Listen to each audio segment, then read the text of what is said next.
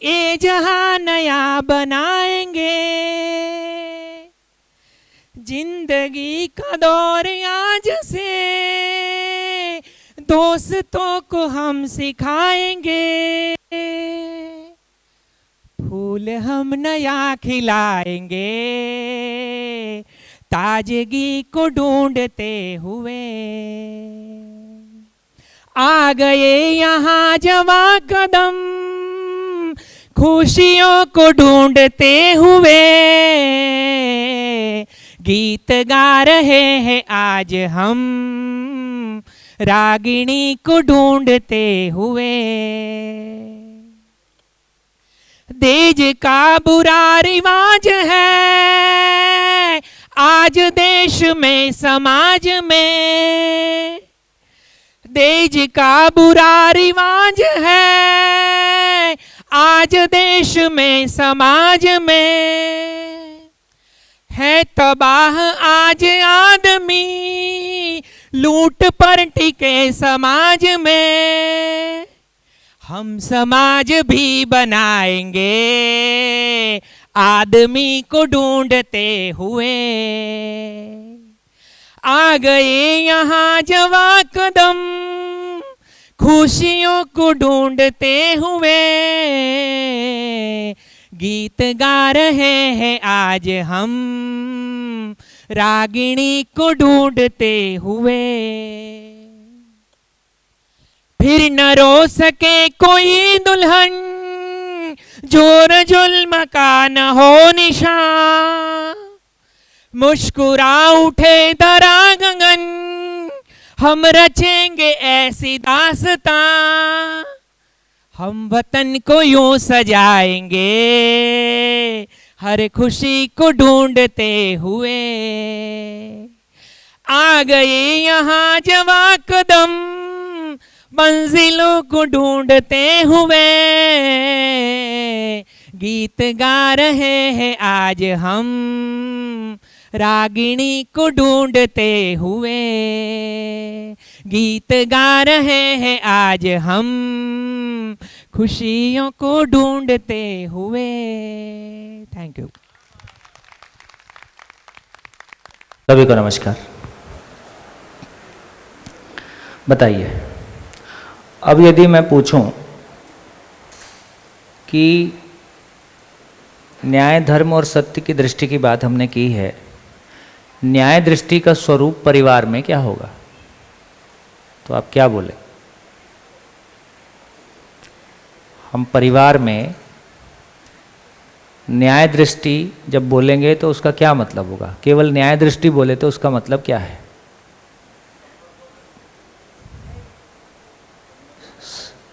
संबंधों में उभय तृप्ति, बस। न्याय दृष्टि मतलब क्या?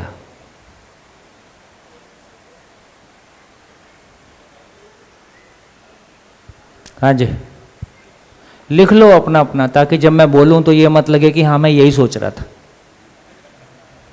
है ना? तो अपना अपना लिख लो।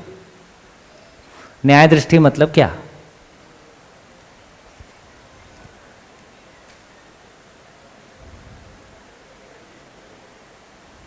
हेलो, लिख दीजिए, तीनों लिख दीजिए। न्याय दृष्टि मतलब क्या, धर्म दृष्टि मतलब क्या, सत्य दृष्टि मतलब क्या?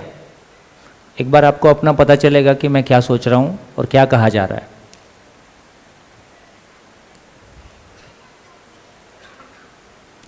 हाँ बोलो सर।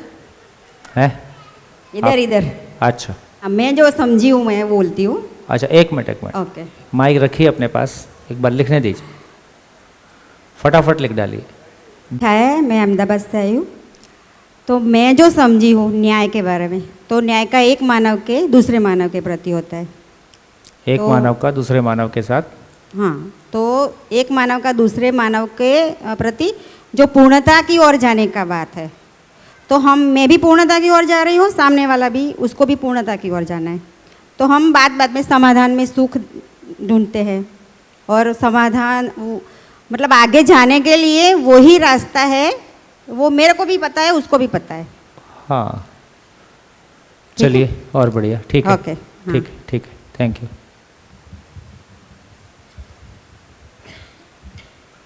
न्याय यानी उभय तृप्ति संबंधों में धर्म और सत्य को ध्यान में रखते हुए, धर्म यानी समग्र व्यवस्था, अखंड समग्र व्यवस्था यानी कि समाज, सत्य यानी अखंड समाज यानी कि चारों व्यवस्था में संतुलन। जी,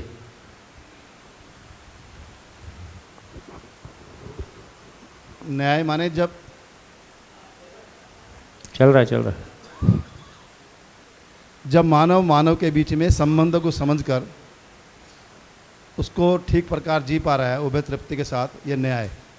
और जब मानव पूरी प्रकृति के साथ संबंध को समझकर उनके साथ ठीक तरह जी पा रहा है, वो धर्म। और जब पूरे ब्रह्मांड के साथ, अस्तित्व के साथ संबंध को समझकर जब मानव जी पा रहा है, वो सत्य। बढ़िया। चलिए व्यावहारिक भाषाकरण कर लेते हैं। तो अभी जब एक परिवार में न्याय दृष्टि की बात कर रहे हैं तो मिनिमम एक तो अपने को स्पष्ट हो कि मैं न्याय दृष्टि के साथ हूं कि न्याय की अपेक्षा के साथ। तो मिनिमम यदि हमारे को ये सूचना भी नहीं है तो मैं न्याय की अपेक्षा के साथ हूं। सूचना का मिनिमम मतलब है कि न्याय धर्म सत्य तर्कपूर्वक चित्रित कम से कम हो गया है। न्याय धर्म सत्य तर्कपूर्वक चित्रित हुआ है, इसकी पहचान क्या होगी? मैं कैसे, मुझको पता चलेगा कि न्याय धर्म सत्य मुझ में तर्कपूर्वक चित्रित हो गया है? इसका पता कैसे चलेगा?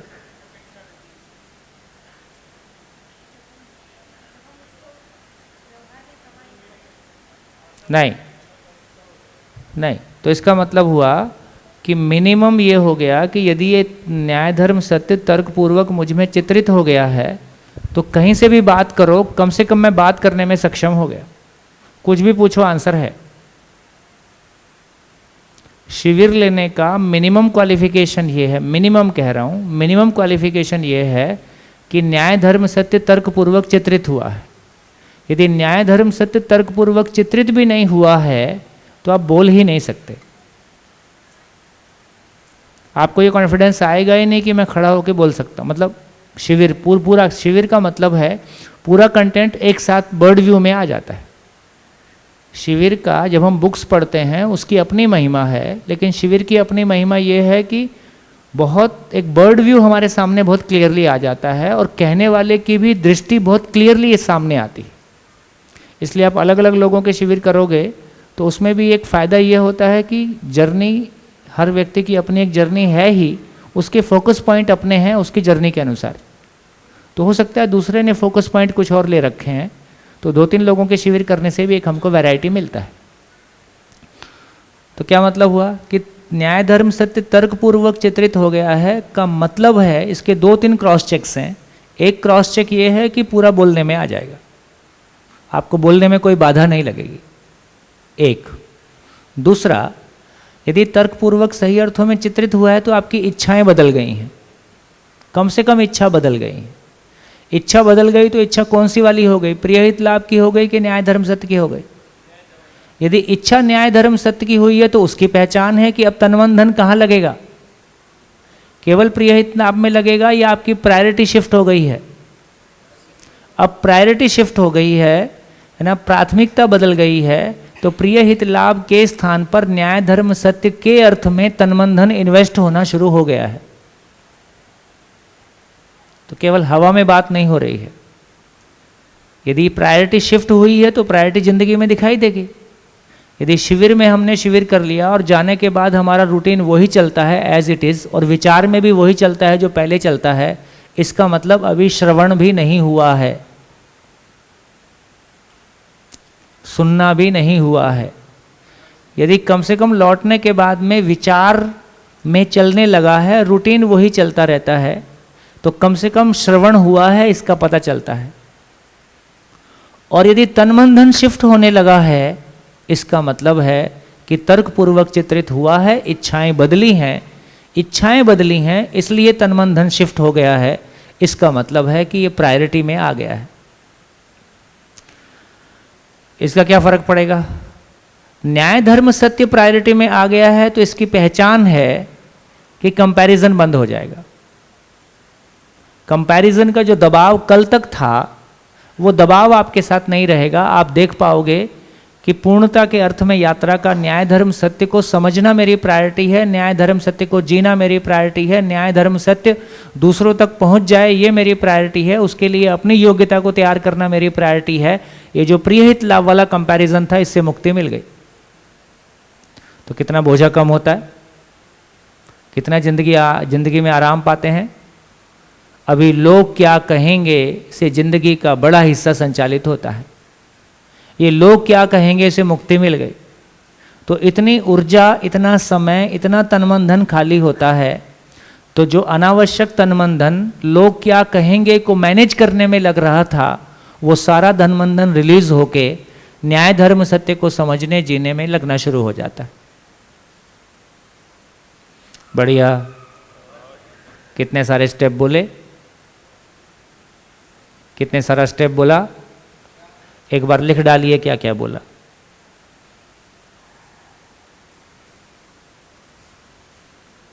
क्योंकि इन स्टेप्स को हम अपने में देख सकते हैं। अब हम फिजिकली बात कर रहे हैं कि सारे ज्ञान को सुनने से फिजिकली मतलब हम में घटेगा क्या।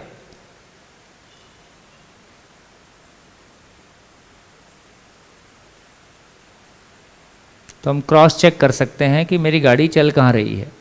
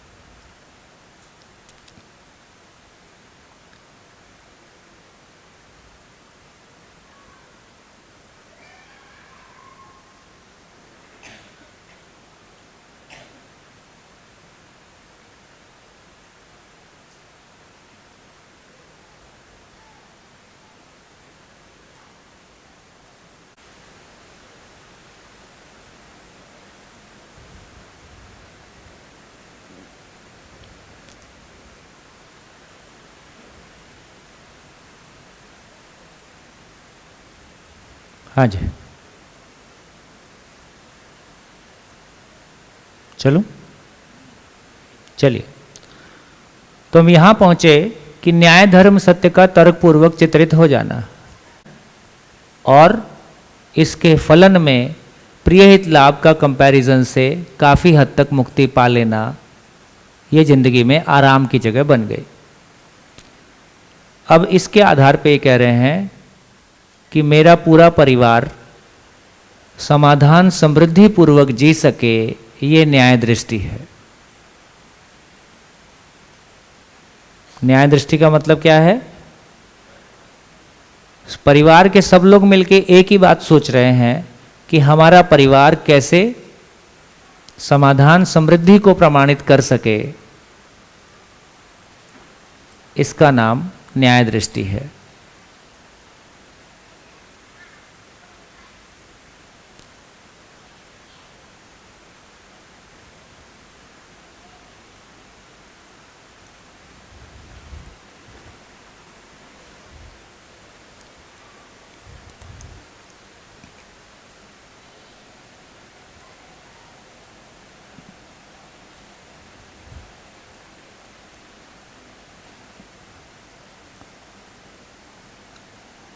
परिवार समाधान समृद्धि को प्रमाणित कर सके,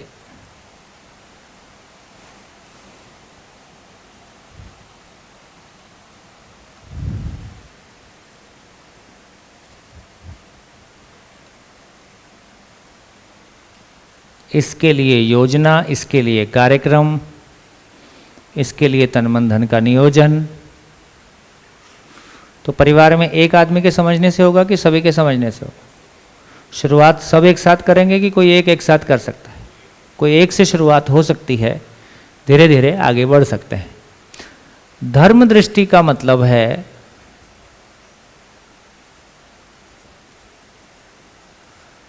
धर्म दृष्टि का मतलब है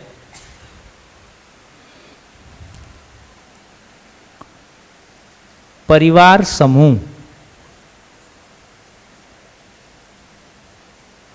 परिवार समूह है ना, परिवार समूह। अब समूह 100 परिवार, 1000 परिवार, जो भी होगा, परिवार समूह समाधान समृद्धि पूर्वक जी सके।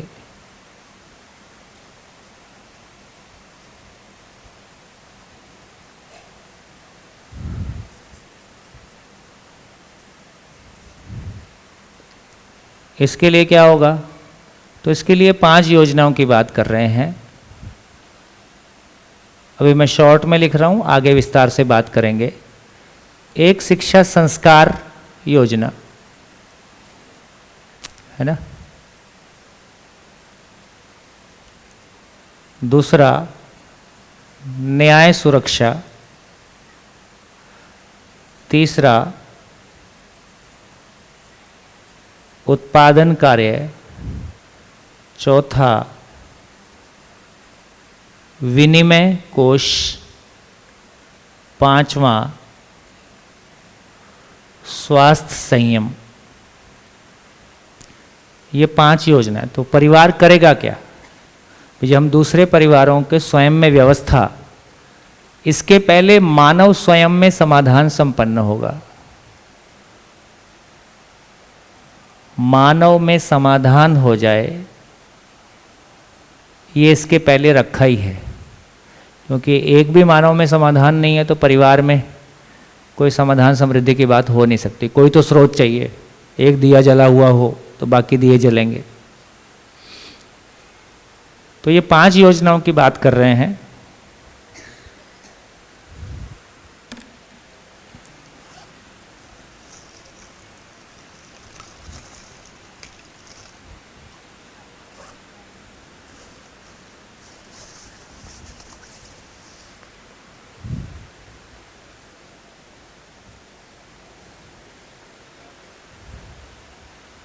इनका क्रम बदल नहीं सकता।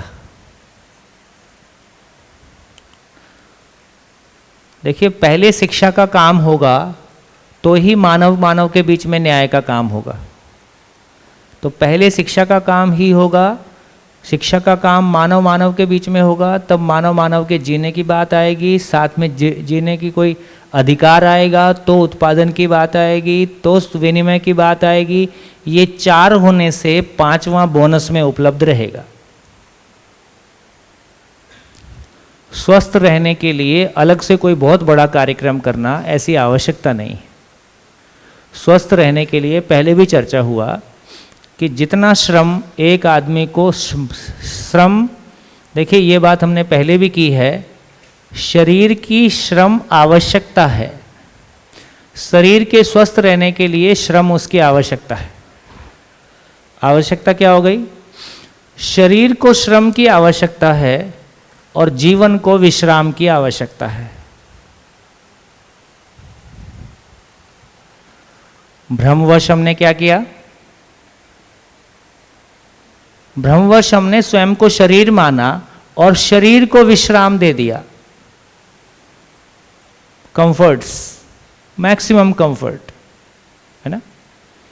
शरीर को विश्राम दे दिया और जीवन को श्रम दे दिया। भूतकाल की पीड़ा, वर्तमान से विरोध और भविष्य की चिंता। तो स्वयं को शरीर मानने की वजह से जिंदगी को हमने एकदम उल्टा प्रयास किया। तो हम दुखी होने के लिए संकल्पित हैं, बहुत मेहनत करके दुख पाए हैं।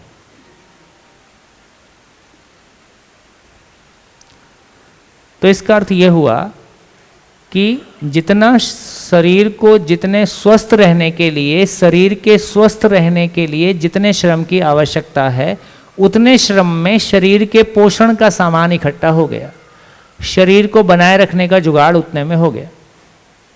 इतना बढ़िया समीकरण है। तो कुछ लोग केवल मानसिक काम करेंगे, कुछ लोग केवल फिजिकल काम करेंगे। शायद अब उसकी आवश्यकता नहीं है। एक समय था जब 4 घंटे लकड़ी लाने में, 4 घंटे पानी लाने में और चूल्हे में रोटी बनाने में, तो केवल जिंदा रहने के लिए इतनी मेहनत थी कि आदमी की ज़िंदगी का सारा समय उसमें लग गया। आज हर चीज़ बटन पे उपलब्ध है। तो आज हम हर व्यक्ति समाधान के लिए प्रयासरत हो सकता है, हर व्यक्ति समृद्धि पूर्वक में भी अपना 2 हाथ लगा सकता है। भूमिका किसी की कम हो सकती है, किसी की ज़्यादा हो सकती है, लेकिन कहीं ना कहीं हमारी कोई भूमिका है ना। परिवार के हिस्से के रूप में कोई ना कोई हमारी छोटी और बड़ी भूमिका है। कैसे मिलजुल के परिवार की सहमति से, मिलजुल के परिवार की सहमति से परिवार का काम हो जाए। तो परिवार में देखा जाए, परिवार में देखा जाए तो अब ये समझ में आया, कल हम चर्चा कर रहे थे कि बेसिकली जब हम यहाँ समाज की बात कर रहे हैं तो मेरा परिवार बेसिकली समाज का हिस्सा है। मेरा खुद का परिवार उस बड़ी यूनिट का हिस्सा है। तो परिवार में जब ये भागीदारियां होंगी तो परिवार, तो पति पत्नी आपस में एक दूसरे के साथ कैसे जिएंगे, भाई बहन एक दूसरे के साथ कैसे जिएंगे। तो पति पत्नी, भाई बहन या भाई भाई का मतलब इतना ही है कि उनकी न्याय दृष्टि भी होगी, धर्म दृष्टि भी होगी। तो पति पत्नी, भाई बहन सब मिलके आपस में परिवार में समाधान समृद्धि कैसे हो और परिवार समूह में भी समाधान समृद्धि कैसे हो जाए। तो परिवार की भूमिका परिवार के समाधान समृद्धि के अर्थ में, और समाज में दूसरे भी समाधान समृद्धि पूर्वक जी पाएँ, ताकि जिस अभयता की बात हम कर रहे हैं, क्योंकि एक परिवार के सुख शांति पूर्वक जीने के लिए उसका समाज के साथ में कनेक्शन है ही। समाज मेरे घर का आंगन है। यदि आंगन साफ सुथरा नहीं है, स्वस्थ नहीं है, तो एक परिवार भी स्वस्थ रह नहीं सकता, है ना। जिस बेटी से शादी करेंगे बेटी समाज से आएगी, बेटी आपकी समाज में खेलेगी, एजुकेशन समाज में पाएगी, पर्यावरण सबके लिए एक है। यदि इन सारी चीज़ों को देखेंगे तो मेरा घर उस समाज का, है ना, उस पूरी व्यवस्था का इंटीग्रल पार्ट है। किसी चीज़ को छोड़कर मेरा परिवार ठीक से जी लेगा ऐसा भी संभव नहीं है। तो फिर ये ध्यान में आता है कि परिवार में समाधान समृद्धि हो जाए, इसके लिए समाज में भी समाधान समृद्धि हो, है ना। जैसे कल शाम को एक परिवार में बैठ के हम चर्चा कर रहे थे कि अपने बच्चे के साथ में क्या करूं। तो मेरे बच्चे के साथ में क्या करूं, आप अपने बच्चे को लेके अकेले बैठ जाओ और आप उसके साथ में आधा 1 घंटे से ज़्यादा टिक जाओ तो देखो, वो टिकेगा ही नहीं, वो छोड़ के आपको भाग जाएगा। 20 बच्चों को साथ में बिठा दो, इनके साथ में 8 घंटे बैठा जा सकता है। तो यदि वो एक बच्चे के साथ कार्यक्रम नहीं बन रहा है, कार्यक्रम समूह के साथ ही बनता है, कार्यक्रम एक परिवार के साथ नहीं बनता है, क्योंकि एक परिवार भी 10 परिवारों से प्रभावित है ही है।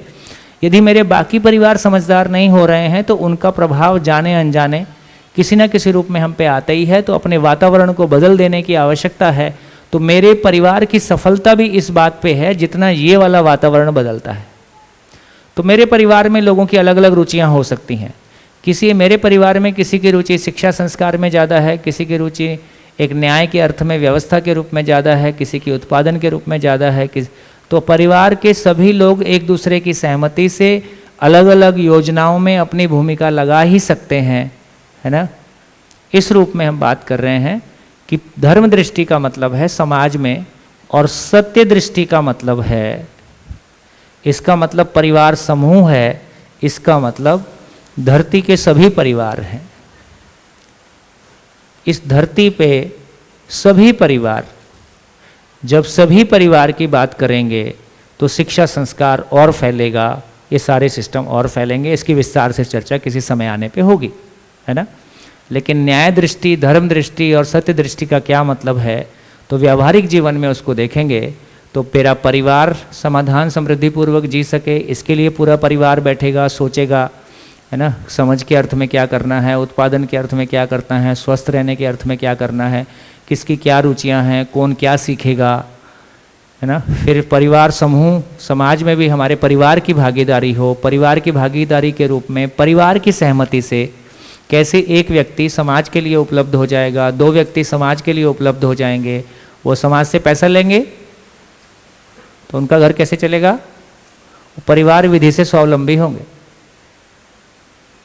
परिवार विधि से स्वावलंबी होंगे। देखो जॉइंट फैमिलीज़ में 3 भाई 5 भाई साथ मिलके रह रहे हैं, एक भाई कम कमाता है, एक भाई ज़्यादा कमाता है, तो उस हिसाब में रेशो कुछ नहीं बढ़ता है। सब आपस में मिलके साथ में बढ़िया जी लेते हैं, गाड़ी आगे चल जाती है। परिवार में मुखिया परंपरा हमने देखी थी।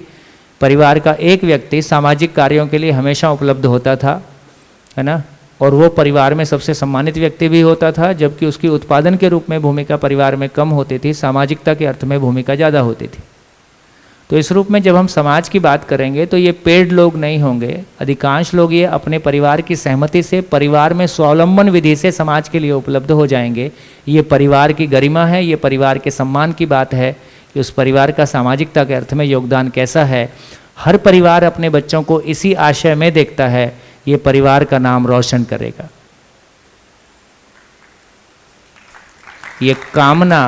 ये कामना हर परिवार में बनी हुई है कि ये परिवार का नाम रोशन करेगा। परिवार का नाम रोशन करना आईएएस होने से नहीं हुआ, ये पैसा कमाने से नहीं हुआ, हमने ईर्ष्या द्वेष पाला, हमने कोई बहुत बड़ा प्रमाण प्रस्तुत किया, ऐसा नहीं हुआ। हम किस पद पे बैठे हैं ये महत्वपूर्ण नहीं है, उस पद पे बैठ के हमने डिलीवर क्या किया, किस उपयोगिता को सिद्ध किया, उसी के आधार पे सम्मान की बात है, उसी के नाम पे नाम रोशन होने की बात है ना। तो मानव में समाधान हो जाए, सभी मानव में समाधान हो जाए, सभी परिवार समृद्धिपूर्वक जी सकें, है ना, समाज भय से मुक्त हो जाए, प्रकृति में संतुलन सुनिश्चित हो जाए। इस अर्थ में मेरे परिवार की भूमिका, मेरे परिवार का फैलाव, है ना, ये परिवार की सहमति से होने वाली कोई चीज़ है। फिर सही अर्थों में परिवार की अपने आप में कोई आइडेंटिटी बनती है। अभी परिवार की आइडेंटिटी खत्म होती जा रही है और व्यक्ति की आइडेंटिटी बढ़ती जा रही है। इस बात पे ध्यान आया? पति पत्नी में भी पति पत्नी दोनों एक नहीं है। इंडिविजुअलिज्म यहाँ तक आया कि पति पत्नी दोनों इंडिपेंडेंट इकाई हैं। इंडिपेंडेंट होने के बावजूद वो दोनों एक हैं, क्योंकि पति पत्नी की परिभाषा ही है एक मन दो शरीर, है ना। तो कैसे हम एक मन दो शरीर होकर जी सकें, कैसे हम एक दूसरे के लिए, पति पत्नी एक दूसरे के लिए कॉम्पिटिटिव नहीं है, वो एक दूसरे के लिए कॉम्प्लीमेंट करते हैं, एक दूसरे को कॉम्प्लीमेंट करते हैं। हम शरीर से भी एक दूसरे के लिए एक दूसरे को कॉम्प्लीमेंट करते हैं, हम अपने जीने में भी एक दूसरे को कॉम्प्लीमेंट करते हैं, है ना।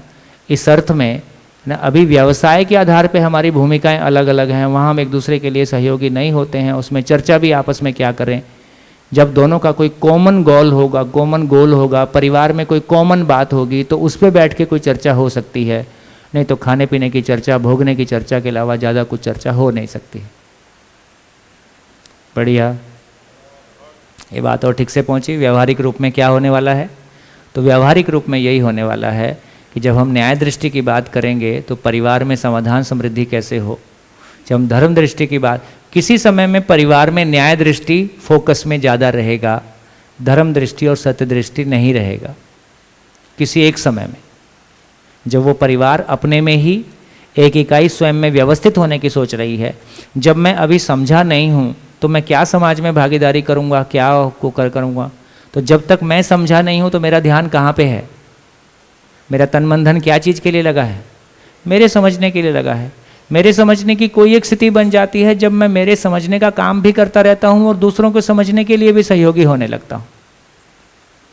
तो एक समय तक मेरे समझने का काम ही चल रहा था, मैं दूसरों के लिए उपयोगी नहीं था। एक समय के बाद मैं मेरे समझने के लिए भी काम करता हूँ, दूसरों के लिए भी उपयोगी हो जाता हूँ। तो न्याय के साथ में, मतलब अपने समझने के साथ में सहयोगी होने का काम चल दिया। इसी तरह से एक परिवार किसी एक समय में अपने में खड़ा होने का प्रयास करता है, किसी एक समय में वो दूसरे परिवारों के लिए सहयोगी हो जाता है, साथ में अपने परिवार की स्थिति को और बेहतर बनाने के लिए प्रयास करता ही है। किसी एक समय में ये उपयोगिता का विस्तार और अधिक होते जाता है। दोस्तों, यदि ये क्रम चलेगा तो बुढ़ापा कभी नहीं आएगा, अकेलापन कभी नहीं आएगा, ये जीवन के अंतिम काल की निरर्थकता कभी नहीं आएगी, है ना। और अंतिम काल की निरर्थकता अगली शरीर यात्रा को पूरी तरह से प्रभावित करती है। हर दिन हमारी उपयोगिता कैसे बढ़े, हर दिन हम और को आने वाली पीढ़ी के लिए कैसे उपयोगी बने, है ना। उपयोगिता का ही सम्मान है, जो अनुपयोगी है उसका सम्मान हो नहीं सकता, खुद की नज़रों में भी और दूसरों की नज़रों में भी।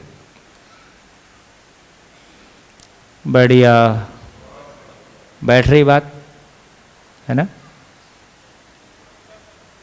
है। वो समय आने से एक बार खुलेगा, अभी मैंने केवल एक व्यू रखा है कि कैसे वो व्यू फैलेगा, है ना। तो चलो अब आगे बढ़ते हैं। तो कहाँ पहुँच गए थे? कहाँ पहुँच गए थे? तो पहला ट्रांसफॉर्मेशन प्रिय हित लाभ का चित्रण न्याय धर्म सत्य के चित्रण में। इसका मतलब प्रिय हित लाभ गायब हो गया? नहीं, वो पूर्वाभ्यास और पूर्वाग्रह अपना काम कर ही रहा है और ये जूझने का काम चल ही रहा है ना। तो दूसरों से जूझना था, इसलिए खुद में ही जूझने का काम मिल गया, तो दूसरों से जूझना बंद हो गया, तो समाज आराम में आ गया। जूझना हमारा पुराना धंधा है, कोई ना कोई से जूझेंगे ही, है ना। तो दूसरों से जूझने की बजाय खुद में जूझने का काम शुरू हो जाता है। मेरे ही भीतर प्रिय हित लाभ और न्याय धर्म सत्य की लड़ाई चलती रहती है। तो असुर असुरी प्रवृत्तियां, तो राक्षस बाहर क्या ढूंढे, घर में ही मिल गया, है ना। और चलो इसी से दो हाथ करते हैं, तो इसमें भी काफी मन लगता है, है? लेकिन इसकी बहुत बड़ी उपलब्धि बताना चाहता हूँ। ये सब कोई बहुत कष्टदायी काम है ऐसा नहीं है, लेकिन इसका प्रयोजन ये है कि जितना एक व्यक्ति अपने में काम क्रोध लोभ मोह मद मात्सर्य रूपी आवेशों को अपने में पहचानता है, जितना उसकी न्याय धर्म सत्य की दृष्टि बनती है, तो दोनों के बीच में गैप बिल्कुल साफ दिखाई देता है और अपने में जूझने का काम शुरू हो जाता है। ये जो अपने में जूझने का काम शुरू होता है और ये लंबे समय तक जब चलता है, तो अननोइंगली आपको अपने साथ बने रहने का अभ्यास हो जाता है। इसकी महिमा ये है कि खुद का खुद पे ध्यान देने के लिए ये अभ्यास हो जाता है, क्योंकि हर समय जब भी मेरे अंदर कोई अव्यवस्था का विचार आता है, मेरा ध्यान जाता है ये अव्यवस्था का विचार है। जैसी अव्यवस्था का विचार आता है, चित्त की स्थिति ऊपर से नीचे आ जाती। जितना न्याय धर्म सत्य का प्रभाव रहता है, उतना खुला आकाश और बिल्कुल हल्कापन और एक बढ़िया सी अनुभूति बनी रहती। जैसे ही ये काम क्रोध लोभ मोह पकड़ता है और इसका प्रभाव बढ़ता है, वैसे ही एक भारीपन, कन्फ्लिक्ट, अपने में लो फील होना, स्ट्रगल सी स्थिति बने रहना, है ना, वो हल्कापन कहीं गायब हो जाना। लेकिन ये दोनों को अंतर अपने को पकड़ में आता है कि यार कैसे ही ऊपर नीचे उठता है, ठीक। तो ये लंबे समय तक, एक दिन में चीज़ें रिजॉल्व नहीं होती हैं, क्योंकि ये एक दिन की है भी नहीं। ये जीवन कब से इस अस्तित्व में है, कब गठनशील से गठनपूर्ण हुआ होऊंगा, और उसके बाद मैंने कितनी शरीर यात्राएं की होंगी, क्या पता कितने प्लेनेट पे की होंगी, है ना। ये पीछे का जो भी कुछ कैरी ओवर है, ये बिल्कुल 1 साल के अध्ययन में निबट जाएगा, 6 महीने के अध्ययन में निबट जाएगा। किसी का निबट जाए उसको शुभकामनाएं, है ना, लेकिन हो सकता है ना निपटे। ये जितना, तो इसका एक महिमा ये तो रहती है कि अपने भीतर प्योरिटी की जितनी चाहना आ जाती है, उतना अपनी गलतियां, अपना अधूरापन हमको दिखाई देता है। ध्यान अपने पे बना रहता है। अपने पे ध्यान के बने रहने से अपने होने का एहसास कोई क्षण में पता चलता है, तो यही था जिसको मैं ढूंढ रहा था। जहां मैं समस्याएं ढूंढ रहा था, जहां मैं चित्त को साफ करने की कोशिश कर रहा था, धीरे से पता चलता है कि उसी की एक स्टेप और आगे की अनुभूति ने एहसास करा दी, तो वही था जिसको ढूंढ रहा था। तो वो प्रकृति में जो हम कष्ट पा रहे हैं, या जो हम अपने आप से स्ट्रगल कर रहे हैं, अंतर्विरोध से जब हम जूझ रहे हैं, तो ये अंतर्विरोध भी पेमेंट करके जाता है। कितना बढ़िया। और संसार आराम पा जाता है। अब बाहर किसी से जूझते ही नहीं, तो बाहर लोगों से जूझना बंद हो गया, है ना, अपने में काम शुरू हो गया।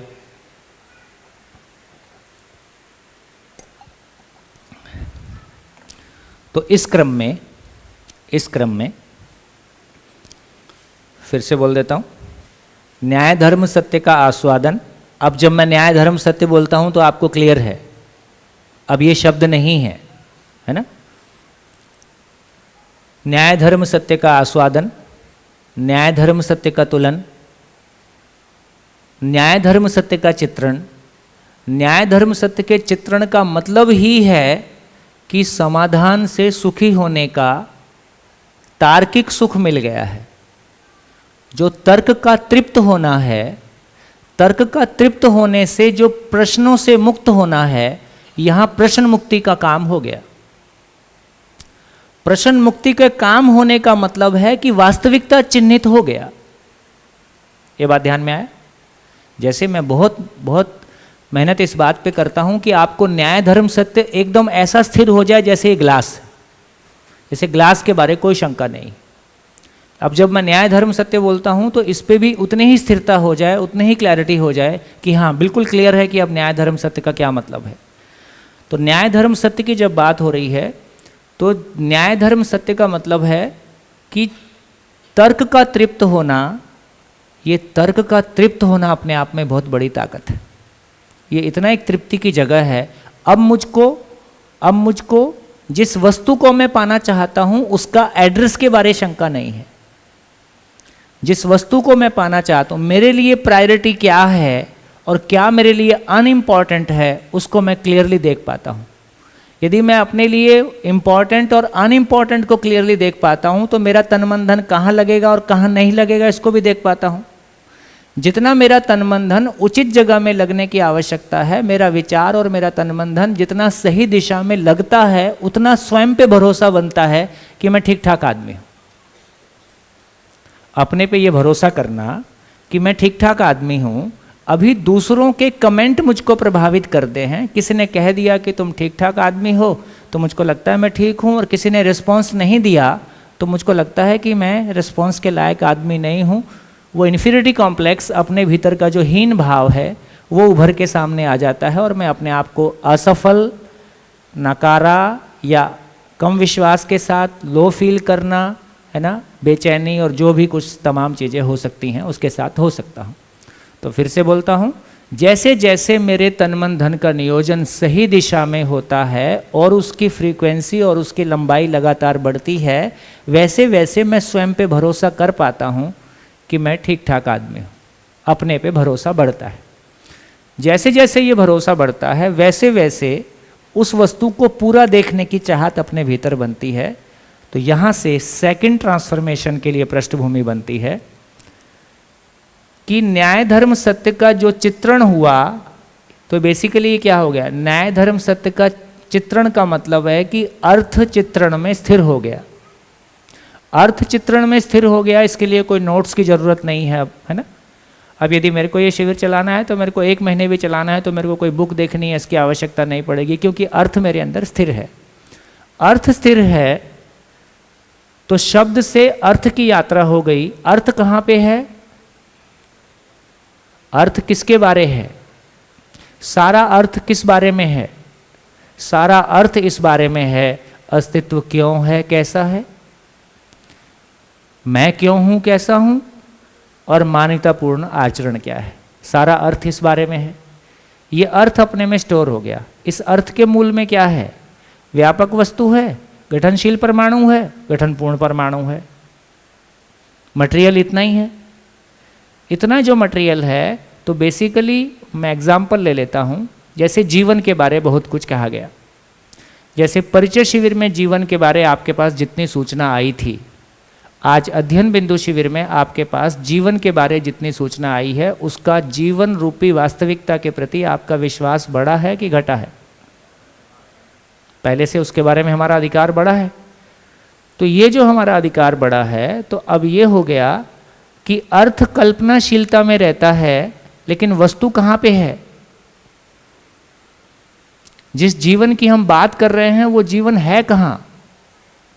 मेमोरी में है। तो मेमोरी में जीवन का अर्थ है। जीवन के बारे बोला गया, गठनशील से गठनपूर्ण होता है, अक्षय बल शक्ति संपन्न होता है, पुंजाकार में शरीर को चलाता है ना। बहुत सारी सूचनाएं मिली। वो सारी सूचनाओं को मिला के जीवन रूपी वस्तु क्या होगी उसका अनुमान अपने में लगना शुरू हो गया। तो अर्थ कहाँ पे रहता है? चित्रण में।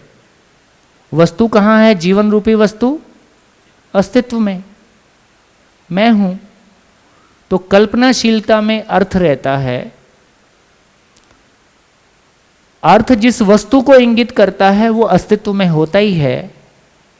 तो कल्पनाशीलता का वास्तविकता के साथ में तदाकार हो जाना साक्षात्कार है।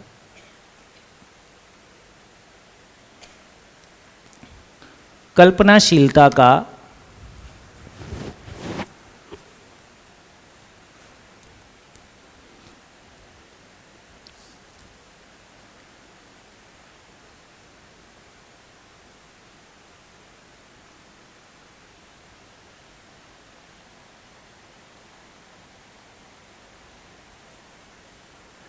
कल्पनाशीलता का वास्तविकता के साथ में तदाकार हो जाना साक्षात्कार है। मैंने एग्जाम्पल लिया कि मेरी कल्पना में जीवन का अर्थ समा गया है, तो अर्थ कल्पनाशीलता में है, जीवन रूपी वास्तविकता अस्तित्व में है ना। ये जो कल्पनाशीलता में अर्थ है ये वास्तविकता के साथ में तदाकार हो जाए। अब तदाकार होने का मीनिंग समझ लेते हैं। तदाकार होने का मीनिंग समझ लेते हैं। तदाकार का मतलब क्या है? तद आकार, उसके आकार में हो जाए। जैसे अपने नाम सुनते ही आप एकदम रिस्पॉन्ड करते हैं। ये नाम जो मेरा है ये संसार में मेरा ही है कि कुछ और लोगों का भी हो सकता है? कुछ और लोगों का भी हो सकता है, लेकिन उस नाम को बोलते ही मैं बिल्कुल ऐसा जैसे मैं ही हूं। इसका मतलब है कि मैं इस नाम के साथ तदाकार हो गया हूं। ठीक है, तो यहाँ पे पहचानने की बात यह है कि मन के पास भौतिक रासायनिक वस्तुओं से तदाकार होने की ताकत है। जो गठनपूर्ण एक परमाणु के रूप में इकाई का जो अंतिम ऑर्बिट है उसको मन के रूप में पहचाना।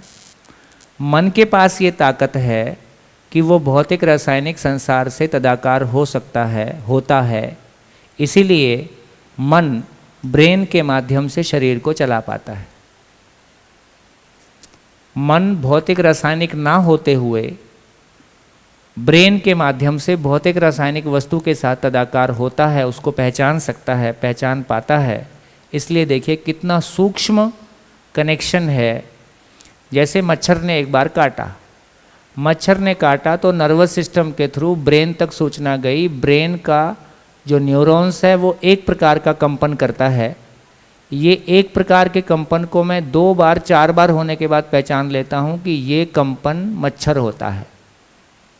तो जीवन के पास रसगुल्ला खाया तो भी कंपन पहुँचता है, जीवन के पास संबंध में तृप्ति पाई तो भी एक कंपन पहुँचता है, जीवन के पास समाधान से तृप्त हुए तो भी एक कंपन ही पहुँचता है।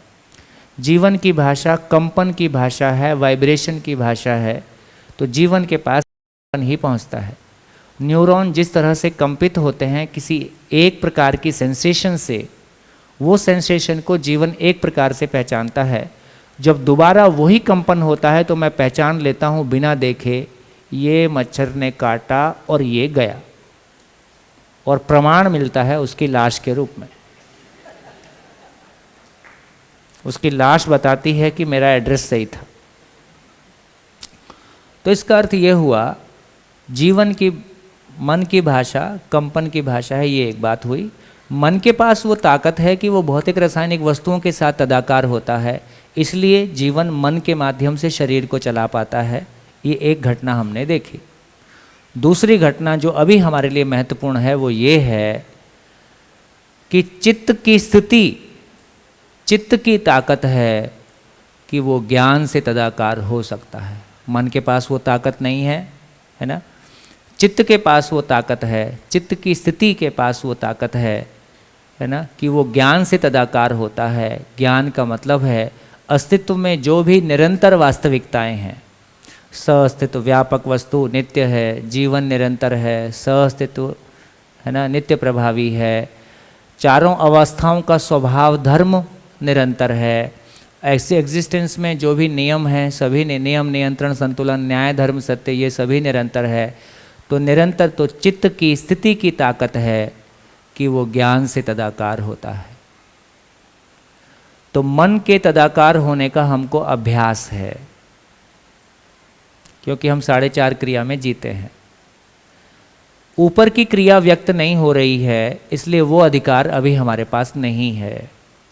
उस अधिकार को पाने के लिए एक प्रयास, एक पुरुषार्थ होने की आवश्यकता है। इसी को पुरुषार्थ कहा। अपने पुरुष होने को पहचान लेना, है ना। पुरुष का मतलब यहाँ स्त्री पुरुष नहीं है, पुरुष का मतलब आत्मा है। तो अपने पुरुष होने को पहचान लेना, इस अर्थ में पुरुषार्थ का मतलब है अपने पुरुष होने के अर्थ को पहचान लेना। तो बेसिकली साक्षात्कार होना। तो ये साक्षात्कार का मतलब है अस्तित्व में न्याय धर्म सत्य को पहचान लेना।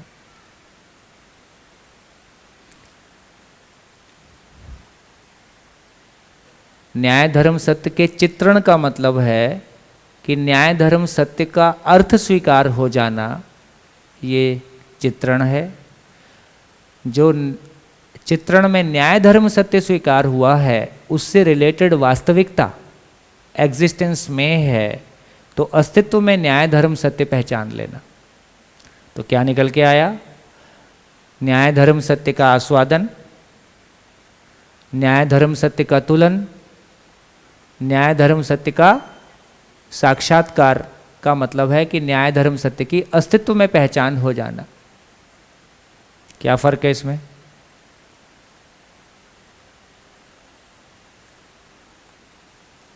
क्या मतलब है इस बात का? जैसे कहें न्याय का साक्षात्कार, तो इसके मतलब इसमें होता क्या होगा? न्याय का साक्षात्कार मतलब क्या हो गया इसमें?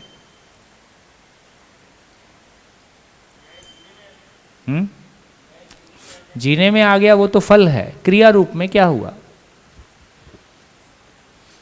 न्याय का साक्षात्कार मतलब क्या हो गया है?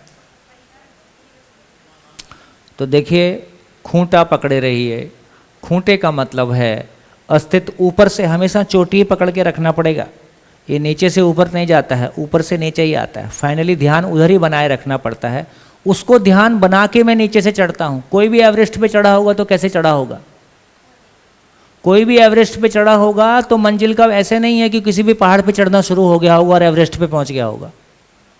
जब भी कोई व्यक्ति चढ़ा है तो लक्ष्य उसके ध्यान में है। फिर चाहे वहाँ से एंट्री ले कि यहाँ से एंट्री ले कि यहाँ से एंट्री ले कि यहाँ से एंट्री ले, एंट्री किधर से भी ले, लेकिन उसको पता है कि लक्ष्य ये है। तो लक्ष्य को ध्यान में रख के, तो लक्ष्य क्या चीज़ है? मूल क्या चीज़ है? कारण को पकड़ के रखना होगा। कारण क्या चीज़ है? अस्तित्व, सह अस्तित्व है। सभी इकाइयाँ मूल ऊर्जा में ऊर्जित है। मूल ऊर्जा में ऊर्जित हैं तो क्या स्थिति बनी? सभी इकाइयाँ पूर्णता के अर्थ में गतित हैं, व्यवस्था को प्रकट करती हैं। सब एटॉमिक पार्टिकल से लेकर गैलेक्सी तक सब एक जहाज है, एक व्यवस्था है, सभी एक सूत्रता में है। और मानव भी उसी मूल ऊर्जा में ऊर्जित है। इसलिए मानव में ज्ञान की प्यास है। मानव में ज्ञान की प्यास का मतलब है वो सब कुछ को समझना चाहता है। सब कुछ को समझना चाहता है। सब कुछ को तो समझेगा तो क्या समझेगा? सब कुछ को समझेगा तो क्या समझेगा? एग्जिस्टेंस में हार्मनी दिखाई देगा कि कन्फ्लिक्ट दिखाई देगा? हार्मनी दिखाई देता है। उस हार्मनी को देख के नाच उठता है। वो हार्मनी को देखना ही उत्सव है। परिवार में झगड़ा होता है, उसको देख के कैसा लगता है ना? परिवार में सब एक दूसरे के साथ ठीक से जी रहे होते हैं तो उसको देख के कैसा लगता है? अपने भीतर जब झगड़ा हो रहा होता है तो उसको देख के कैसा लगता है? मन का वृत्ति से कन्फ्लिक्ट है, वृत्ति का चित्त से कन्फ्लिक्ट है, चित्त का बुद्धि से कन्फ्लिक्ट है तो कैसा लगता है? जब अपने में हार्मनी हो गई तो कैसा लगता है ना? है ना? तो इसका ये मतलब निकला, जब न्याय की दृष्टि बोल रहे हैं तो मेरे को वो पूरा जहाज का डिजाइन समझ में आ गया। जहाज कैसा है? जहाज पे हर इकाई पूर्णता के अर्थ में है। जहाज पे हर इकाई व्यवस्था के अर्थ में है। मानव भी उस व्यवस्था के अर्थ में है। मानव भी उस पूर्णता को समझना चाहता है। दूसरा मानव भी समझना चाहता है। इससे हमारा मानव समझना चाहता है, इसका मतलब सभी समझना चाहते हैं। सभी समझना चाहते हैं, इसका मतलब मेरे ही जैसा है। ये भी समाधान से ही सुखी होता है। तो आदमी के साथ जीने का विश्वास बढ़ जाता है। और समझने के बाद कैसा होगा? समझने के बाद दोनों एक ही जैसे होंगे। तो न्याय के साक्षात्कार का मतलब है मानव के स्वभाव और धर्म का साक्षात्कार।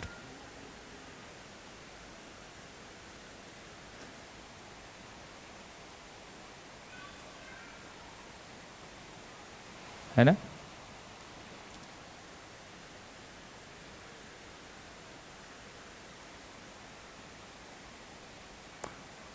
स्वभाव क्या चीज है? मानव का धर्म क्या चीज है? मानव का धर्म क्या चीज है? सुख धर्मी है। मानव सुख धर्मी है। मैं सुखी होना चाहता हूं, ये ज्यादा काम की बात नहीं है। ये परिचय शिविर के लिए ठीक है। मैं सुखी होना चाहता हूं, ये काम की बात नहीं है। मानव सुखी होना चाहता है, ये काम की बात है। जब मानव बोलने से संज्ञा क्या हो गई? सभी ऐसे ही हैं। ये जो सभी ऐसे ही हैं, इस बात की अपने में, इस बात का अपने में भरोसा होना कि सभी ऐसे ही हैं, तो दूसरे के साथ कनेक्शन बैठ गया। सबकी मंजिल एक, सबको मिलेगी। दुनिया में कोई भी हो, किसी धर्म का हो, किसी देश का हो, किसी जाति का हो, किसी काल का हो, मानव होगा तो अंटार्कटिका पे भी ऐसा ही होगा। ऐसे ऐसे कितने सारे देश हैं जहां वो नरभक्षी हैं, है ना? लेकिन नरभक्षी भी मानव होगा, वो भी ऐसा ही होगा। फिर कभी ये आता है कि गेज और लेस्बियंस की जब बात करते हैं, नहीं ये तो जेनेटिक्स है, ऐसा भी सुनते हैं। यदि हम इस तरह से सुनते हैं तो फिर ये कोई अलग टाइप की चीज़ हो गई मानव में। तो हमको सारे को फिर हम यार इससे बात फिर हो सकती है कि नहीं हो सकती है, या ये अफ्रीका के लोग ऐसे ही होते हैं या वहाँ के लोग ऐसे ही होते हैं। तो पता चला शरीर ही अलग अलग हैं, जीवन रूप में एक ही जैसे होते हैं, क्योंकि स्वभाव और धर्म अपरिवर्तनीय है, रूप और गुण परिवर्तनशील है। तो स्वभाव और धर्म का बोध, स्वभाव और धर्म का साक्षात्कार होता है तो पहले स्वभाव और धर्म तर्क में स्वीकार होता है। पहले स्वभाव और धर्म तर्क में स्वीकार होता है का मतलब है कि कल्पनाशीलता में बैठ गया। कल्पनाशीलता में बैठ गया तो कोई क्षण में अपने भीतर दिख जाता है, और जब अपने भीतर दिखता है उसी क्षण में सबके लिए दिख जाता है कि सभी ऐसे ही है। तो उसको पहचाना, तो धर्म को पहचाना कि मानव सुख धर्मी है, ये पहचान पाना। ये पहचानने के साथ ही मानव के साथ एक सेंस ऑफ बिलोंगिंगनेस जुड़ जाता है। ये शब्द रूप में कहना कि मानव सुख धर्मी है, तर्क रूप में कहना कि मानव सुख धर्मी है, और वस्तु के साथ कहना कि मानव सुख धर्मी है, तीनों की क्वालिटी अलग है। इसलिए जब एक व्यक्ति बोलता है वही बात बोलता है, मानव सुख धर्मी है, लगता है ठीक है, गर्म हवा है, निकल गई। एक दूसरा बोलता है मानव सुख धर्मी है, तो लगता है कुछ थोड़ा ठोस है। एक तीसरा बोलता है मानव सुख धर्मी है, तो दूसरे को भी लगता है हाँ ऐसा ही है, क्योंकि शब्द का प्रभाव गर्म हवा है, थोड़ी दूर तक जाता है। तर्क का प्रभाव उससे अधिक जाता है, वो चित्त का प्रभाव है, और साक्षात बोध का प्रभाव उससे अधिक है, वो और दूर तक जाता है।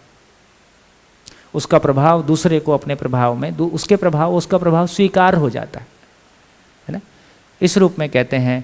तो अब हम अपने आप को जांच सकते हैं, जब मैं किसी बात को बोल रहा हूं तो ये शब्द है, ये अर्थ है, या ये वास्तविकता है। मैं वास्तविकता को बोल रहा हूं, मैं लॉजिक बोल रहा हूं, या मैं शब्द बोल रहा हूं। कभी बहुत कन्फ्यूजन हो सकता है, लेकिन कभी कभी ये ग्लिम्स मिलता है कि नहीं, ये थोड़ा आगे का मटेरियल हो गया, अपने में एक आश्वस्ति आती है कि कुछ बेहतर स्थिति है। तो यहाँ से हमारी क्लैरिटी बनी। एक तो ये क्लैरिटी बन गई, शब्द से अर्थ, अर्थ से वास्तविकता यात्रा है। शब्द से अर्थ की यात्रा चित्रण तक की है, अर्थ से वास्तविकता की यात्रा साक्षात, वास्तविकता की यात्रा साक्षात्कार से शुरू होती है, अनुभव में पूरा होता है। तो नर्मदा अमरकंटक से निकलती है और भरूच में आके सागर में मिल जाती।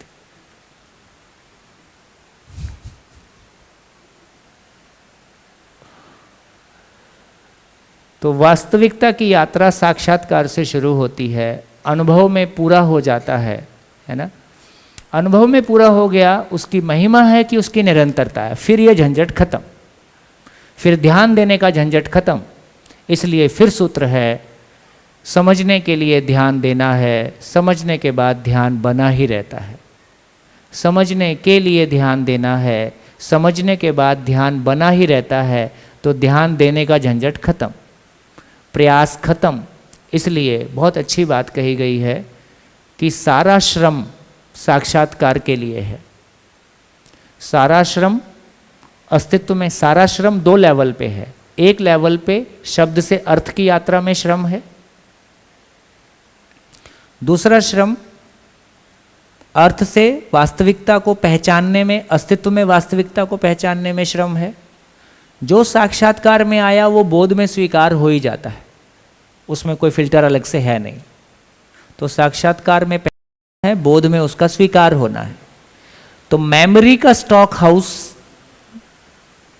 चित्रण है, मेमोरी का स्टॉक हाउस चित्रण है, अपनी स्वीकृतियों का स्टॉक हाउस बोध है। अस्तित्व सहज स्वीकृतियों का स्टॉक हाउस बोध है।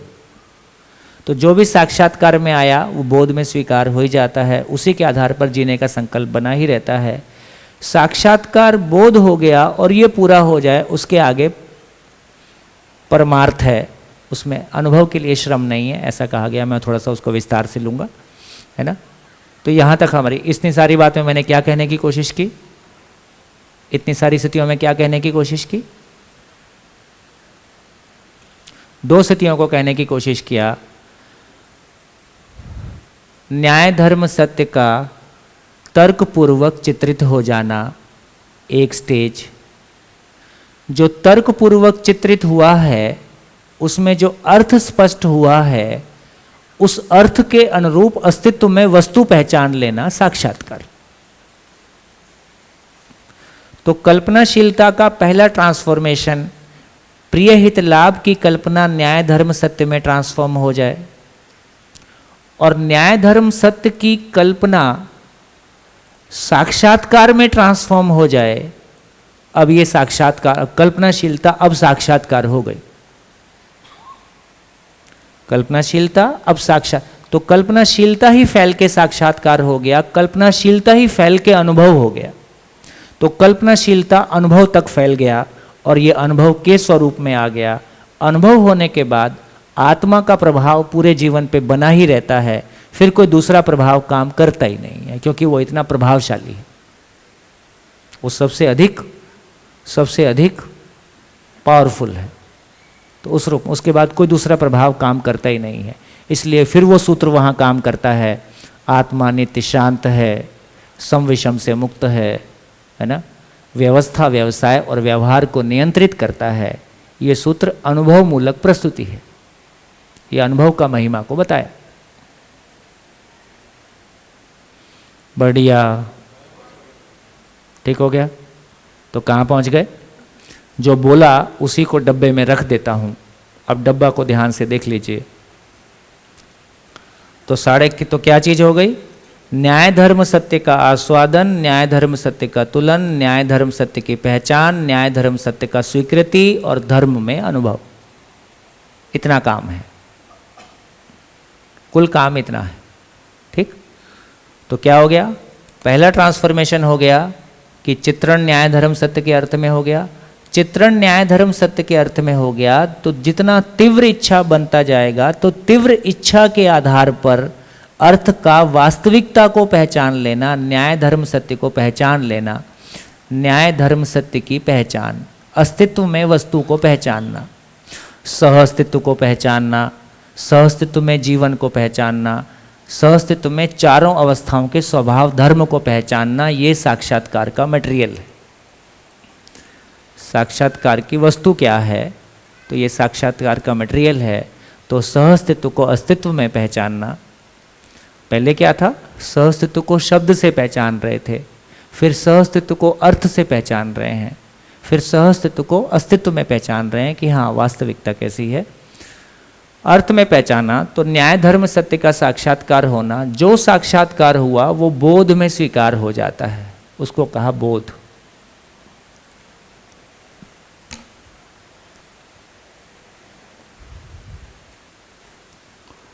बोध का मतलब है स्वीकृतियां, निश्चयात्मक स्वीकृतियां, निश्चयात्मक,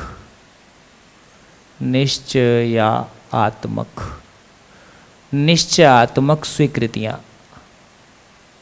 ये निश्चयात्मक स्वीकृतियों का मतलब है कि ये स्वीकृतियां बदलती नहीं। जो चित्रण के लेवल की स्वीकृतियां हैं मान्यता वाली, वो आज ठीक लगती है, कल कुछ और ठीक लगता है, ये लगातार बदलती रहती है। लेकिन बोध का मतलब है अस्तित्व सहज स्वीकृतियां, तो साक्षात्कार के रूप में जो निरंतर वस्तुओं को, जो निरंतर जो सच्चाई है उसको हमने पहचाना, वो बोध में स्वीकार होता है। जैसा बोध में स्वीकार होता है ना, वो स्वीकृतियां ही संकल्प के रूप में व्यक्त होता है। इसी का नाम भाषा आपको मिलेगी ऋतंभरा, शुद्ध बुद्धि। तो जैसा न्याय धर्म सत्य, जैसे जैसे न्याय धर्म सत्य का साक्षात्कार होना क्रमशः घटना है, ये एक 0 और 1 नहीं है। एक दिन खिड़की बंद थी, एक ही क्षण में सारी खिड़की खुल गई और अचानक न्याय धर्म सत्य पूरा स्पष्ट हो गया, ऐसा नहीं कहा जा रहा है। वो धीरे धीरे धीरे धीरे हम उसको बेहतर और बेहतर और बेहतर, यही मानव शरीर के साथ समझने का काम होता है। तो धीरे धीरे हम उसको पहचानते हैं। तो साक्षात्कार जो होता है वो बोध में स्थिर होता रहता है। साक्षात्कार बोध क्रमशः घटना है। इसमें 5 साल लग सकता है, 10 साल लग सकता है, 20 साल लग सकता है, 1 महीने में हो सकता है। हर व्यक्ति की अपनी पात्रता अनुसार होने वाली क्रिया है। इसमें टाइम स्पेन होने के बाद उसको, तो क्या चीज़ का साक्षात्कार हो गया, क्या चीज़ का बोध हो गया। तो जो सूचना हमको उपलब्ध है और वो ठीक भी लगती है, ये कहा कि अनुभव के बाद मैं पहचान सकता हूँ कि जो निकोरा में शिविर हुआ था, है ना, उसके उस समय मेरी स्थिति साक्षात्कार की थी, ये अनुभव के बाद पहचान सकता हूँ। अनुभव के पहले ये पहचान पाना कि इन इन वस्तुओं का बोध हो गया है, ये शेष है, ऐसा कहना मुश्किल है। और अच्छा है ऐसा कहना नहीं बनता है, नहीं तो फिर एक नया कन्फ्यूज़न क्रिएट होगा ना, ये श्रवण वाले हैं, ये मनन वाले हैं, ये बोध वाले हैं, ये साक्षात्कार वाले हैं, ऐसी कई सारी जातियां यहाँ बनना शुरू हो जाएगी, है ना। वो अपने को थोड़ा श्रेष्ठ बताने में मज़ा तो आता ही है ना। तो इसलिए दर्शन में 2 ही जातियां हैं।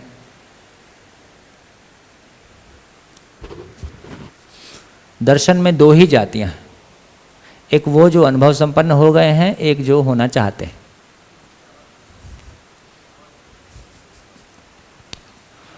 तो 2 ही जातियां।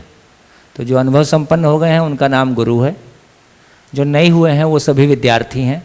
सीनियर क्लास के विद्यार्थी जूनियर क्लास को हेल्प करते हैं।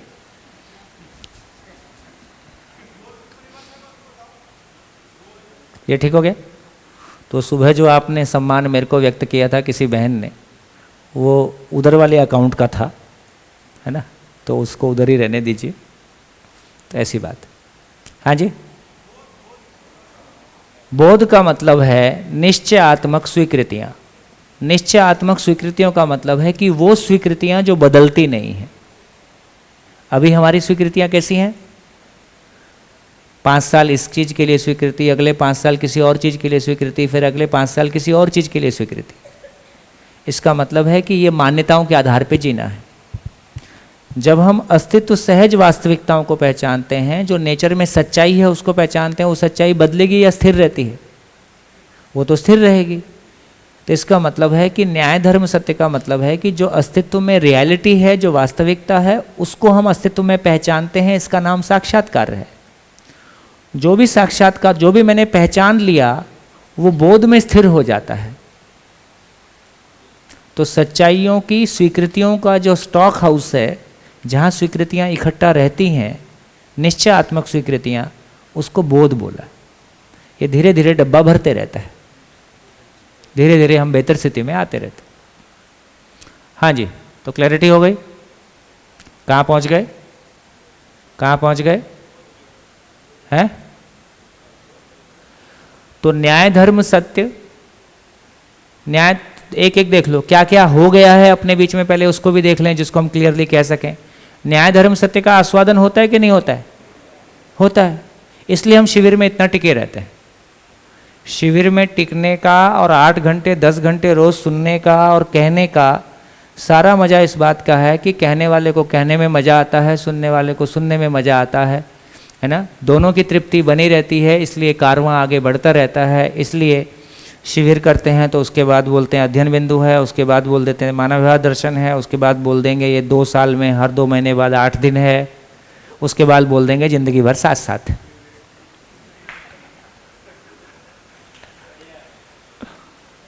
कितना बढ़िया है।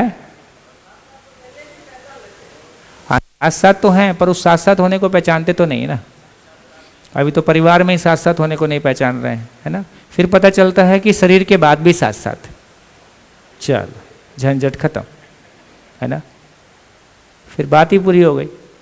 तो इस रूप में कहा कि अभी हमको ये समझ में आता है, अभी सभा इस बात को अपने अधिकार से कह सकती है कि न्याय धर्म सत्य अपने आप में, न्याय धर्म सत्य को सुनना अपने आप में सुखदायी काम है। इस बात का पता चलता है, चल रहा है। न्याय धर्म सत्य का तुलन होता है और दृष्टि में प्रिय हित लाभ के स्थान पर न्याय धर्म सत्य दृष्टि की वरीयता हो जाती है। कितने लोगों को लगता है कि आपकी जिंदगी में अब न्याय धर्म सत्य की दृष्टि प्रिय हित लाभ की तुलना में प्रायोरिटी में आ रही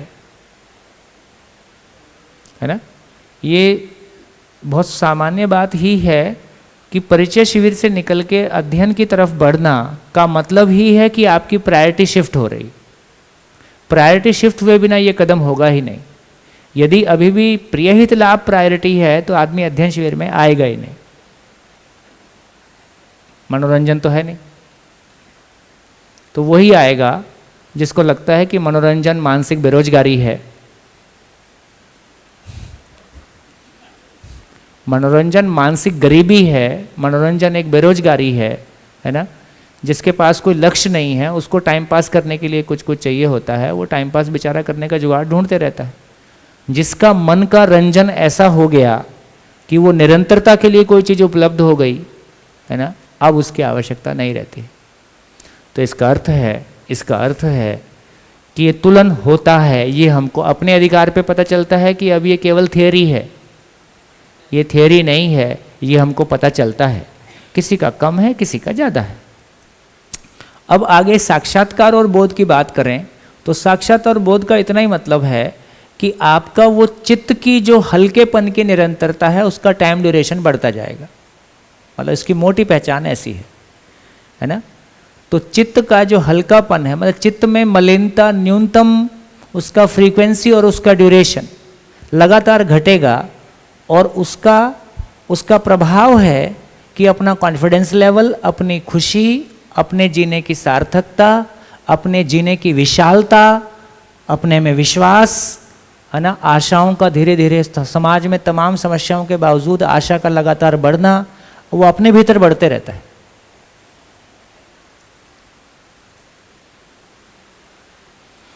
बढ़िया, है ना। अब ये काम की बात, जो साक्षात्कार होके बोध में उसके आधार पर उसको प्रमाणित करने का संकल्प होता ही है। उसको प्रमाणित करने का संकल्प होता ही है नेचुरल। अब ये कसम नहीं खाना पड़ता है कि आज के बाद ऐसा नहीं करूँगा, आज के बाद ऐसा नहीं होगा। फिर वो संकल्प नहीं है, फिर वो सहज है ना। जैसे सांस चलती है ऐसे वो अपने में चलता ही है। जैसा वो जो न्याय धर्म सत्य को मैंने पहचाना, उसकी स्वीकृति हो गई, उसकी स्वीकृतियों को जी कर प्रमाणित करने का संकल्प होता ही है। उस संकल्प के आधार पर जीने का स्वरूप बनता है। ये काम की बात है। अब लौटते हुए जहाँ साक्षात्कार हुआ था, है ना, अभी अनुभव के पहले उसको नाम जो मर्जी दे दें, लेकिन अनुभव मूलक विधि से साक्षात्कार वाली जगह को फिर चिंतन बोलते हैं। तो लौटते समय में संकल्प फिर साक्षात चित्त की स्थिति में चित्रित होता है। चित्त की स्थिति में जो उसका स्वरूप बना, ये मानव और प्रकृति के साथ जीने का स्वरूप है। इसके आधार पर जीने की योजना है। उसके आधार पर न्याय धर्म सत्य के आधार पर उसका तुलन है। उसके आधार पर न्याय धर्म सत्य के आधार पर एक्शन में ले जाने के लिए उसका विश्लेषण है। जो इसका अधिकतम आस्वादन हुआ वो एक्शन की तरफ ट्रांसलेट हो गया। अब ये जीना है। ऐसे जीने में परिवार में समृद्धि का भाव, प्रकृति के साथ संतुलन का भाव, संबंध में तृप्ति का भाव, इसका ड्यूरेशन और फ्रीक्वेंसी बढ़ता जाता है। ये एक्शन में दिखाई देगा, है ना, हमारी जिंदगी में दिखाई देगा। इसका फ्रीक्वेंसी जितना बढ़ता जाएगा उससे हमारा जो आस्वादन बढ़ता जाता है ना, मूल्य मूलक और लक्ष्य मूलक का जो आस्वादन बढ़ता जाता है, उसके फलन में ये क्रिया का और अधिक बढ़ते जाना और फाइनली किसी मोमेंट पे बोध में अवधारणा इकट्ठी होती है ना। इसको अवधारणा नाम, सारी अवधारणाएं, सह-अस्तित्व का अवधारणा, जीवन की अवधारणा, स्वभाव धर्म की सारी अवधारणा, अवधारणा का पूर्ण होना, जैसे ही अवधारणा पूरा हुआ, बोध पूरा हुआ, तत्काल बुद्धि आत्मा को पहचानता है। जैसे ही ये बोध का कोटा पूरा हुआ, बोध अपने आप में पूर्ण हुआ, जो भी अवधारणा इसमें आनी थी तो सहअस्तित्व की पूरी अवधारणा से भर गया, उसको नाम दिया, अनुभव के लिए क्या, सुस्पष्ट अनुमान, अनुभव के लिए, है ना। जब यहाँ अनुभव की बात कर रहे होते हैं तो हमको लगता है कि हाँ कुछ तो होता है। जब ये चित्रण में स्पष्ट हो गया तो अनुभव के बारे में अनुमान और स्पष्ट हो गया। साक्षात्कार बोध हुआ तो अनुभव के बारे में अवधारणा भरने लगी तो अनुभव के लिए अनुमान और स्पष्ट हुआ। फाइनली ये बोध का इतना ही मतलब है कि अनुभव के लिए दरवाज़ा खुलने के लिए जो अनुमान था वो निकटतम हो गया और अवधारणा पूरा होते ही बुद्धि आत्मा अभिमुख होती है और तत्काल आत्मा व्यापक वस्तु में अनुभूत होता है। ये दोनों काम एक साथ है, ऐसा कहा गया। ठीक, तो क्या स्थिति हुई, फिर से रिपीट कर दे रहा हूं। मैक्सिमम टाइम प्रिय हित लाभ के चित्रण से न्याय धर्म सत्य के चित्रण में लगा, इधर मैक्सिमम टाइम लगा। उससे कम टाइम जो चित्रण में अर्थ आ गया उसके साक्षात्कार होने में लगा। तो साक्षात्कार बोध होना ना क्रमशः क्रिया है, तो इसको यहाँ तक पुरुषार्थ कहा। बोध होने के बाद अनुभव होने को परमार्थ कहा, क्योंकि उसमें कोई अपना करना नहीं है, वो होना है। अनुभव के लिए कोई प्रयास नहीं है, अनुभव होता है, अनुभव करते नहीं है, है ना। सारा प्रयास कहाँ तक है, सारा प्रयास कल्पनाशीलता का ट्रांसफॉर्मेशन है, फिर कल्पनाशीलता का साक्षात्कार और बोध के रूप में ट्रांसफॉर्मेशन है।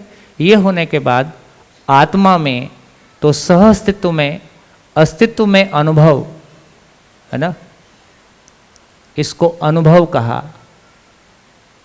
तो अनुभव कहाँ है, अस्तित्व में अनुभव है, आत्मा में अनुभव है, बुद्धि में बोध है, चित्त में साक्षात्कार है। बोध ही प्रामाणिकता के रूप में, आनंद इसको लिखा, आनंद सहज प्रामाणिकता। ये बोध ही आनंद सहज प्रामाणिकता, आनंद ही है, इसी को प्रमाण के रूप में कहा।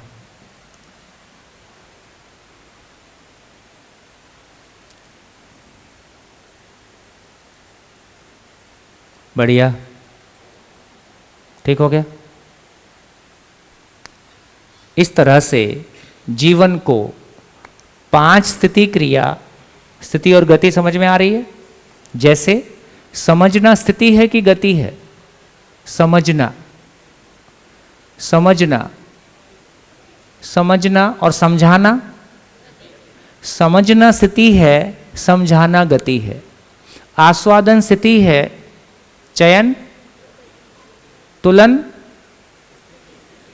विश्लेषण, साक्षात्कार, चित्रण, बोध, संकल्प, अनुभव, प्रामाणिकता, ये गति है। तो जीवन में 10 क्रिया है जिसमें 5 स्थिति क्रिया और 5 गति क्रिया है।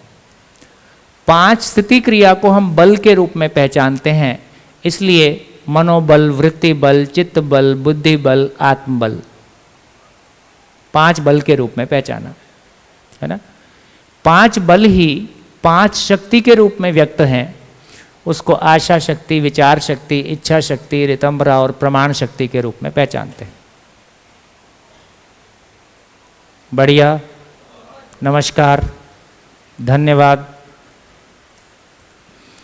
समराइज कर लें अपने में, जितनी चर्चा हुई उसमें क्या कहने की कोशिश हुई, मुझ तक क्या पहुंचा।